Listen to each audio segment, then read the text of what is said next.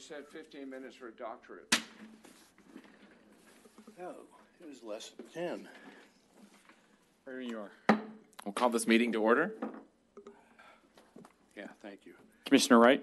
Here. Commissioner Gerber? Here. Commissioner Smith? Still here. Commissioner McCauley? Absent. Commissioner McLaughlin? Absent. Mr. Chairman, quorum is present. Thank you. Before we get going, just so we mentioned on the record, we are starting this meeting at about 15 after 6, and we do have a quorum present, so thank you. So item number 3, all consent agenda items are considered action items. Consent agenda items are considered to be routine and are acted on with one motion. There will be no separate discussion on these items unless the chairman, commissioner, member of city staff, or a citizen requests an item to be removed from the consent agenda for discussion. Items removed from the consent agenda will be placed on the regular agenda in a sequence determined by the City Council. Any item on the consent agenda which contains written conditions of approval from the City of Eagle, City Staff, Planning and Zoning Commission, or Design Review Board shall be adopted as part of the City Council's consent agenda approval motion unless specifically stated otherwise. Mr. Chair, Commissioner Smith. I'd like to make a motion to accept the consent agenda as presented. Thank you, Commissioner Smith. Second. Thank you, Commissioner Gerber. Commissioners, we do have a motion and a second before us. Is there any further discussion? Seeing none, all those in favor signify by saying aye. Aye. Chairman votes aye as well. Motion passes. Thank you, gentlemen. Item number 4 is unfinished business. We have none before us this evening. Item number 5 is our public hearings. All public hearing items are considered action items. First item is item 5A, ZOA-02-2022 Zoning and Subdivision Ordinance Amendment from the City of Eagle. We'll kick it away to the city. Thank you, Mr. Chairman, members of the commission. My name is Bill Vaughn. I'm the city's planning and zoning administrator. And this ordinance has 3 primary purposes. One is to, as you well know, over the years, each year we will track items that need to be changed to meet the changing needs of the community. And there are a couple at the very beginning of this as cleanup items, we may call them. And then 2 significant components. One is the CEP, the Conservation Enhancement Program that the staff has been working with, primarily Councilmember Vaughn, and developing a concept, and we'll go through that quickly, where this ordinance provides direction for how to create a natural features analysis and how to determine mitigation for loss of farm ground and agricultural ground. Those are one and the same. And how to work through the loss of that. We'll go through that briefly. And then the last big section is a change to the city's pathway and trail standards. Steve Noyes, our pathway and trail superintendent, worked with me to we're recommending a repeal of the existing section and then adding a new section in that has consistent terms that will work with what we call the lower 48, and then also with Spring Valley and Avamore.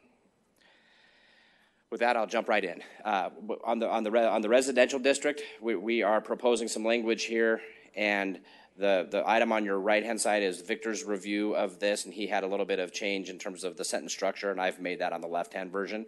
You can see that. This is just dealing with where individual well and septics will be located or are located within the city, and the discretion for the council to approve them. The code currently states that you can carte blanche have them in the RE, AR, and RE zoning district. This is just adding another layer of requirement for council approval. Basically, this is suggesting that that you need to do central water and sewer facilities everywhere unless you happen to be within the AR, the R zone, the AR, the RE zone, and the council determines that it's in the public health and safety and welfare to allow for a well and a septic. The reason being is Councilmember Pike has in part been on the council when several applications have come through recently where they've conditioned the application to have central water. And so through a meeting with Councilmember Pike and the mayor and the Eagle Fire Department,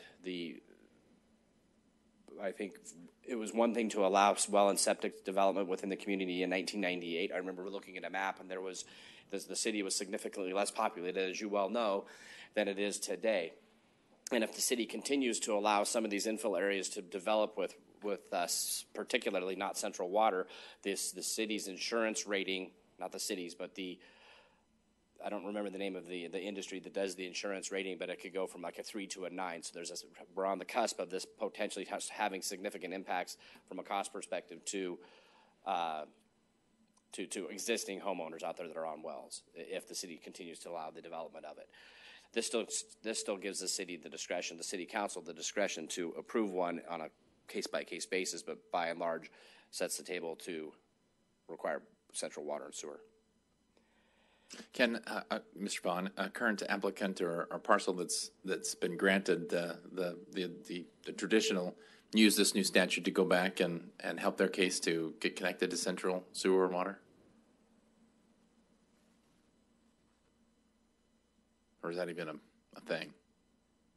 More often than not, they don't want to connect to central water. They would want to utilize a septic or well and a septic because it's more cost effective. So there are a couple of applications that will not move forward because through a a standard condition of approval, the fire department is requiring central water. And so we're trying to do this to make sure that we and the fire department are on the same page, and we're not saying it's okay to do well and septic, and you have the fire department saying, no, we expect, or we're going to highly recommend to the city to require central water. And I believe there's 2 applications that may come back through a modification process to perhaps try and change that, but that's where we're at now.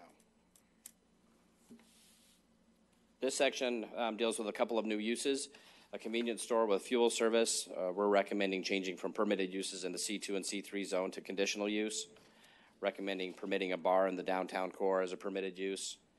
And restaurant with drive-through, changing those from permitted to conditional in the C2 and C3 zones. Under accessory structure, we currently state that it has to be designed to be compatible with the exterior of the home. And that would be true for anywhere on the property. And what we're trying to do is provide clarification here that suggests that that wasn't the intent. The intent was if you're in the AR or the RE zoning districts and you're going to put an accessory structure in the front of your principal structure, because let's say you have a big lot and your house is set in the back and you want to build a barn out in front, that might dominate the streetscape. So at least in that instance, make that building compatible. But there's other cases where you might have a shed out behind your house, and I don't believe it was the intent to make it to where you couldn't have something different. When Mr. Butler was visiting with me about this just a bit ago, he said they're dealing with a case in Garden City where they're arguing over the term compatible. So when you guys get ready to make a motion on this, if you were to direct me to come up with a definition for compatible, I could work on that with Victor, and when this goes on up to the city council, we could include a definition. For instance, it would say, I'm paraphrasing here, for the sake of determining compatibility, similar pitch roof lines, exterior materials, compatible colors, and we'll come up with something that helps the city defend its position, and if it has to make a determination that something isn't compatible. If I may back up for 2 seconds and talking with Mark again, he says, is there a problem with having this reference the ARRE and the A zone, right? Because our A zone is the largest property zone. It's a minimum of 20 acres. And then AR is 5, and then RE is 2. And I said, no, I don't think so. I just didn't anticipate that occurring. He goes, well, somebody can annex to the city and maybe have an A zone and would want to take advantage of this potentially. So I would recommend, if you're interested, that including the A zone because right now it says except the city council may permit the use of individual well and septics in the, right now it says AR and RE. I would recommend saying A, comma, AR and RE zoning districts.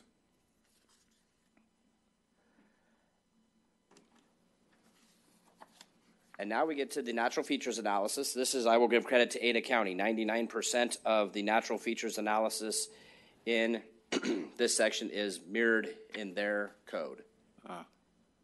And the purpose of a natural features analysis is to have something that we can refer to. So when meeting with new developers or a new applicant, to say you need to go out and consult with an environmental specialist to bring forth a natural features analysis, and this will then give the city the ability to evaluate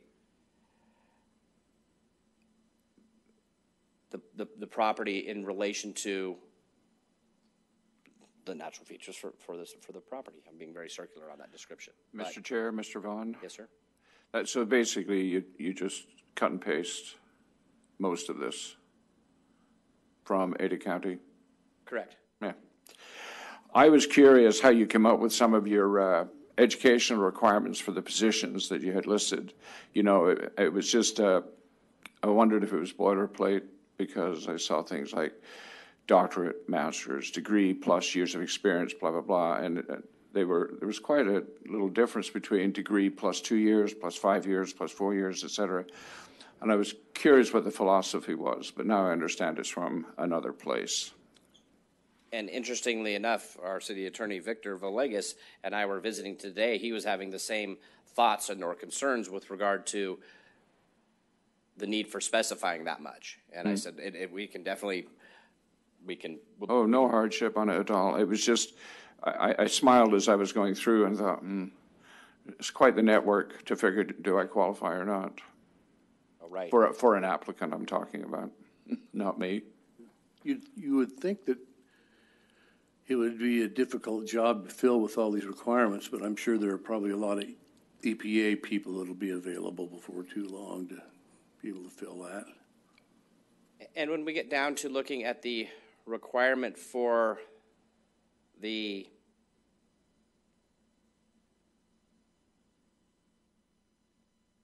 trying to find it.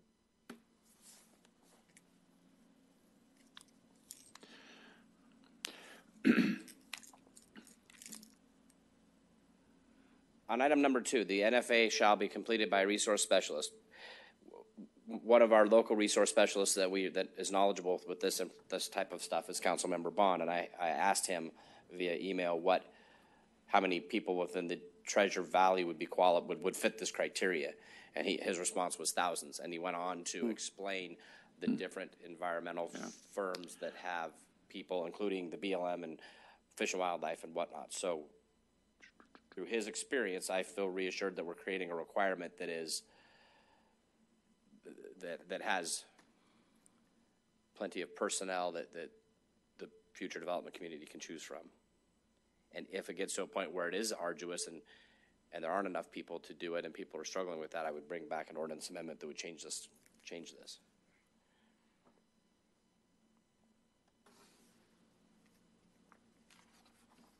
Under mitigation plan, this is where the applicant is given the choice to, once they've identified what the impacts are to the natural environment, then there's these 3 things they can choose from, and the 4th thing is, or any other mitigation proposed by the city council, or not proposed by the council, that mitigates the impacts to resources as determined by the city council. So they have a very open palette for what they would utilize or propose.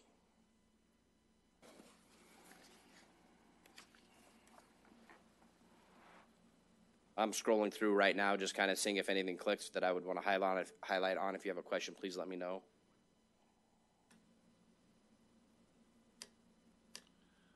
We've added to our conditional use permit findings a fact, it's the very last one, which states will not result in the destruction, loss, or damage of, and then we've added agricultural lands or any natural open space, scenic, cultural, or historic feature of major importance without adequate mitigation as determined by the city council.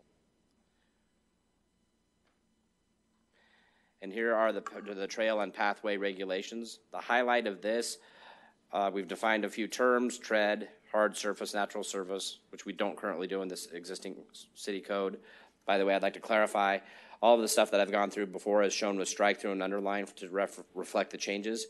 In this case, we've by stating this, we've repealed 9416 and are replacing it with the following language. And so the following language is brand new, and the codifier will know that it's not shown as underlined based upon the heading of that section.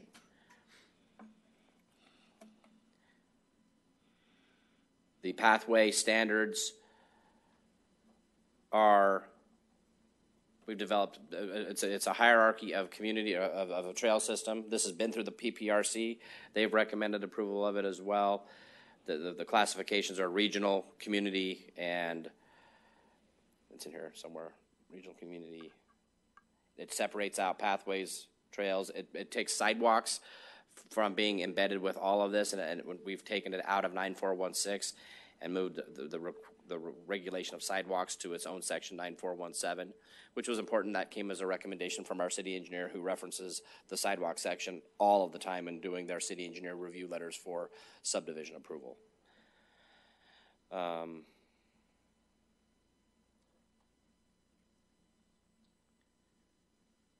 Do you guys have questions with regard to the sidewalk standards? Okay.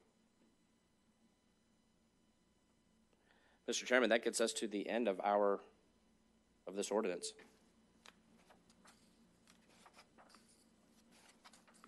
Commissioners, we've seen the presentation by city staff. Is there any questions at this time?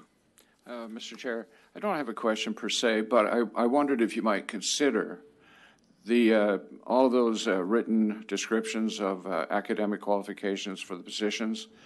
There's a part of me is so tempted to put a table in there as opposed to just being a series of text.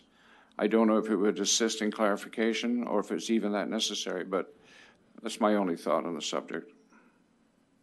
Thank you, Commissioner Smith. I know as we will probably continue debating and talking about these criteria and whether or not, or at least preparing ourselves for how council feels about it in terms of keeping them and at least having perhaps a table like you've mentioned, so that if it helps better communicate what those expectations are. Yeah. That's all. Okay. Commissioner Gerber, any questions? I'm trying to get a feel for whether we need to have you put a definition of compatible in here or not. You kind of indicated you could do that, but I didn't get a feel on how really critical it was before it went to the council to be able to punch that definition in. Mr. Vaughn?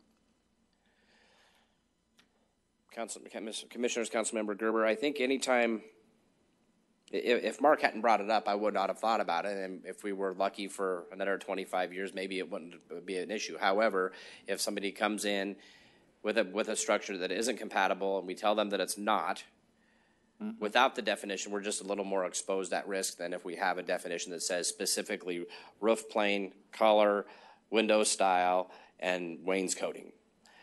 But without those, and we cite those for, we're probably a little more subject. I'm well out of my league here. I really should be deferring to Victor in terms of how this is defensible without a definition of compatible. I'm mostly speaking intuitively as it seems to me. Commissioner Gerber, do you have a specific concern? No, I don't. Is it a major undertaking, or is it something you can probably plug in there fairly quickly and send it on to the council if we said you need to include that? It would be a very reasonable undertaking. Okay. Okay, thank you, Commissioner Nothing Gerber. else. And I don't have any questions myself, Mr. Vaughn. Thank you. I don't see that we have anybody in attendance. Do we have anybody online from the public? Okay. We don't have any public input on our 5A, item 5A on our agenda this evening. So, Mr. Vaughn, any final comments? And recap, Mr. Chairman, I would ask that you consider the compatibility notion we just discussed. Please consider including the A zone in section 2. And so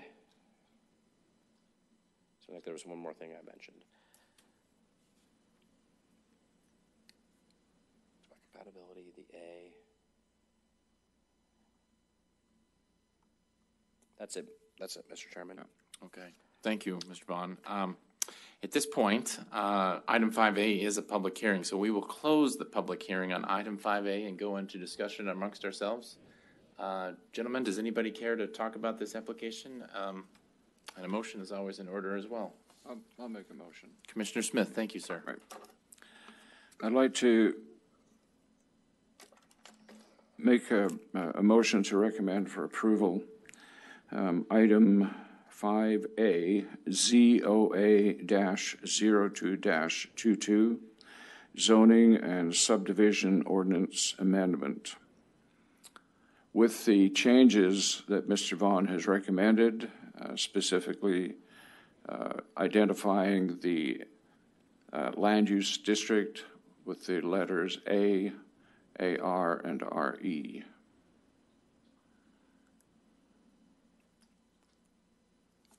Thank you, Commissioner Smith. Hang on one second. Okay. Commissioners, we do have a motion on the table. Is there a second on the table? I'll second for discussion. Thank you, Commissioner Gerber. Commissioners, we do have a motion and a second. Is there further discussion on the motion? Yeah, do we want to include a definition of compatibility to be included before it goes to the council? Commissioner Smith, do you have any thoughts on that? I don't. And frankly, I didn't quite connect with all the parts there. It was almost a discussion with you and Mr. Vaughn in terms of was it going to be a big undertaking or not. He indicated it would be a reasonable undertaking. I am in sixes regarding that particular part, so I'd be happy to make the change to include that, but I couldn't remember the title of that change. Commissioner Gerber, do you have any? There actually, I don't think there's a section title, is it? It's just a request that there a definition of compatible Okay. be included in the ordinance. Okay, I'd be happy to do that. Frankly, I thought it was more philosophical, that discussion, in terms of identifying compatibility so that it eliminated the idea of arbitrariness, but I'd be happy to include that. So may I make an amendment to my motion? Of course, Commissioner Smith, the floor is yours. Right. Do I have to restate the whole motion with the amendment? Okay. I'd like to amend my motion to include the remarks made regarding the definition of compatible into this document. Second. Thank you, Commissioner Smith. Thank you, Commissioner Gerber. Commissioners, is there any further discussion? I will just add that I appreciate the additional addition of the definition. Boy, that sounds like a weird sentence. Because it gives the city council the opportunity to have the debate. If we don't make that recommendation to include that definition and the city council really is left without that conversation, they can include that or not include that in their final up or down vote of this zoning amendment. So any further discussions? Okay. Commissioners, we do have a motion and second. Any further discussion? Seeing none, all those in favor signify by saying aye. Aye. Aye. Gentlemen, Commissioner, or the chairman votes aye as well. Motion passes. Thank you. To round out our agenda for this evening, item number 6, new business. We have none before us. Item number 7, reports from the commission. Mr. Chair, just Commissioner a Smith. quick question. What's this, is there a status on, was it called the Homestead project that we worked on a couple of weeks ago that came back for a rerun? I noticed that there was a posting on that land that said on June 28th there was some discussion, and I just wasn't sure if that was city council presentation or I'm just curious about its status. Mr. Vaughn? Yeah, it's not a big thing. If you don't know, that's okay. Forgive me, I don't know. We're looking to Victor. Mr. Chair and Villegas, Mr. thank you. Smith, I forgot, Mr. Vaughn, you were not there. So the application was heard in front of City Council and it was approved. Okay. It was, as I say, the dates had changed on that board a couple of times, and I wasn't sure that where it was. So that's all I needed to know. Thank you. Okay. Thank you, Commissioner That's all. Smith. Yeah. Reports from our city attorney. And last but not least, staff reports. Mr. Vaughn, I don't have anything. how about our next meeting? Any concerns? Mr. Chairman, the next meeting will be Monday, July the 18th. Nothing of note on the, nothing concerning. There's, I believe, a couple of public hearings, but nothing out of the ordinary. We don't have a quorum issue at this point that you know of. Not to my knowledge at this point, Mr. Chairman, no. Okay, thank you. Last but not least, gentlemen, I would entertain a motion for adjournment. So moved. Thank you, Commissioner Gerber. We are adjourned. Thank you, Commissioner Smith. Apologies. Oh, then. Well, now, It's nice I that was you're- I was nice that you're waiting to close by. find out who